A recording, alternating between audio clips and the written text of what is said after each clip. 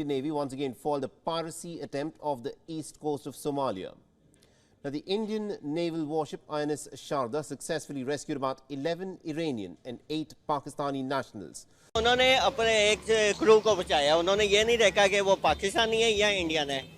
यहाँ पे मैं एक मूवी कोट करूँगा, टाइगर जिंदा है, शायद आपने देखी हो। उसमें भी वो इंडिया पाकिस्तानी नर्सेस ही होती हैं जिनको वो रेस्क्यू करते हैं, ठीक है। तो उनका पैगाम सीधा है कि ऐसे ह्यूमन बीइंग हम लोगों को सेव करेंगे। The Indian Navy once again foiled a piracy attempt off the east coast of Somalia. Indian Navy warship INS Sharda successfully rescued 11 Iranians and 8 Pakistani nationals who were taken hostage. आज भारतीय बहरिया ने एक rescue operation के जरिए Somali बहरी कज़ाकों से 2 कश्तियों को आज़ाद करवाया। कश्ती में दो में से एक कश्ती में तकरीबन 19 पाकिस्तानी माहीगीर सवार थे। 12 पाकिस्तानियों को रेस्क्यू किया है ना। जी बिल्कुल। ऐसा जो है इंडियन होके वो सर अंजाम दे रहे हैं। जी बिल्कुल। तो ये तो बहुत ऑनर की बात है हमारे लिए कि उन्होंने ये काम किया है। कि उन्होंने वो पायलट्स की तस्वीरें दिखा दी, लेकिन वो जो ऑन बोर्ड लोग थे उनकी तस्वीरें नहीं दिखाई, नाम रिलीज नहीं किए। अब तू गया बेटा, अब तू गया, देख तेरी औकात मैं दिखाता हूँ तुझे।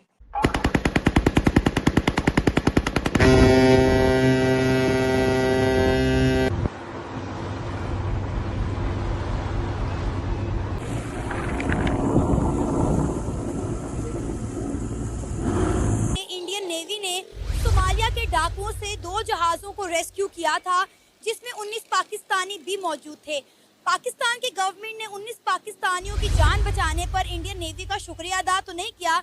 इंडियंस क्रीज से बाहर निकल के खेल रहे हैं, इसका मतलब ये है कि उनकी नेशनल सिक्योरिटी इतनी इंपॉर्टेंट हो गई है कि वो जैसे अमेरिकन अपने ज्योग्राफी से बाहर निकल के तो अपने इंटरेस्ट को प्रोटेक्ट करते हैं, इंडियंस भी अपने इंटरेस्ट को अपनी बाउंड्री से बाहर निकल के प्रोटेक्ट कर रहे हैं। क्या ओपिनियन है, जब इंडियन नेवी बचाती है मुसलमानों को, पाकिस्तानियों को, तो क्या कहना चाहेंगे? तो ठीक है, हमें भी उनके जैसा काम करना चाहिए। जब हेल्प हेल्प हेल्प की आवाज जो है इंडियन नेवी तक पहुंची, तो वो अपने बहरी जंगी जहाज के साथ वहां पर पहुंचे। वो मुस्लिम उम्मा, 2 मुस्लिम उम्मा, ईरान और पाकिस्तान, इनके लोगों को पकड़ा तीसरी मुस्लिम उम्मा सोमालिया वालों ने, और छुड़ाया किसने?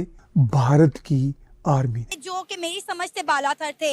खबर ये थी कि कुछ दिन पहले इंडियन नेवी ने इंडियन ओशन में सोमालिया के डाकुओं से 36 घंटों के अंदर अंदर 2 जो जहाज थे वो रेस्क्यू किए थे, जो कि मच्छरों के जहाज थे, और एक जहाज में 19 पाकिस्तानी भी थे।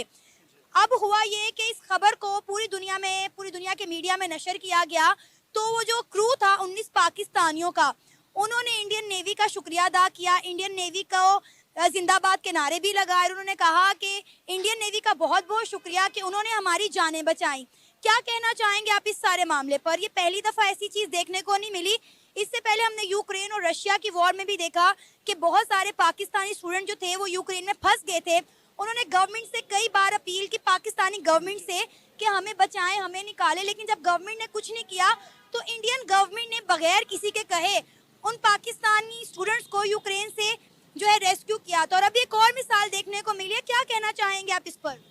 उन्होंने अच्छा किया, क्योंकि जो इस्लाम है, बीइंग है मुस्लिम, हमें दर्स देता है कि इंसानियत का, कि चाहे वो मुस्लिम हो चाहे वो नॉन मुस्लिम है, तो उसकी हमें मदद करनी चाहिए। चाहे वो अगर मुसीबत में है तो उसे हमें मुसीबत से निकाल के सुकून वाली जगह पे लाना चाहिए।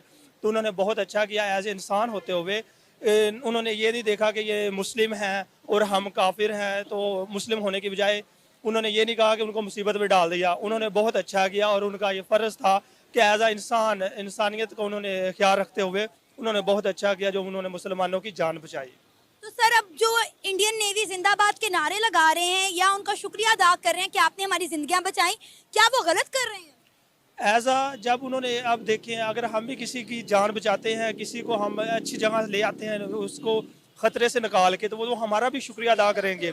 तो जब उन्होंने उनको निकाला है जहाज के जरिए, तो उन्होंने फिर उनका शुक्रिया तो अदा करना है ना, क्योंकि उन्होंने मुश्किल वक्त से उनको निकाल दिया। देखें कि ये हमारे सीनियर सिटीजन थे, जो आपने भी पूरी सारी गुफ्तगू सुनी कि किस तरह वो मेरे साथ बहस और मुबाहिसा कर रहे थे और कह रहे थे कि एक फेक खबर है, इंडिया जान, लेकिन साढ़े को गोला बारूद पूरा है, ठीक है, वो हमारे इंटरनल एक बात उसमें चीमा साहब खराब है, लेकिन छटांगे नहीं, ये ज़हन होना चाहिए। ठीक है, लेकिन चीमा साहब हो सकता है इसी वजह से आप तरक्की नहीं कर पा रहे। डॉक्टर साहब, मैंने आपको उस दिन मिसाल दी थी, अगर यूक्रेन के पास न्यूक्लियर वेपन्स अपना प्रोग्राम डिसमेंटल ना करता तो रशिया कभी जुर्रत ना करता। देखिए हम इंटरनल मसले हल कर सकते हैं। आज भी कुछ नहीं कर रहा यूक्रेन। आज भी यूक्रेन ने जितना पैसा अमेरिका और यूरोप से बनाया है इस वक्त, आप सोच नहीं सकते। और आपकी भी सिचुएशन बिल्कुल उसी तरह मिलती जुलती। आपने भी पैसा बहुत बनाया। दरअसल वो हमारे हालात ही ऐसे हैं, क्या करें। यूक्रेन के पास होता भी ना अगर एटॉमिक एसेट्स, उन्होंने वो भी बेच देने थे। आपको पता है जितनी करप्शन वो कर रहे हैं इस वक्त, जितने गोले बारूद के ऊपर कितनी करप्शन इस वक्त वो कर रहे हैं। चीमा साहब दर हकीकत प्रोग्राम पे एक कमेंट, चीमा साहब, एक अमेरिका के पास कितने एटॉमिक एसेट्स हैं?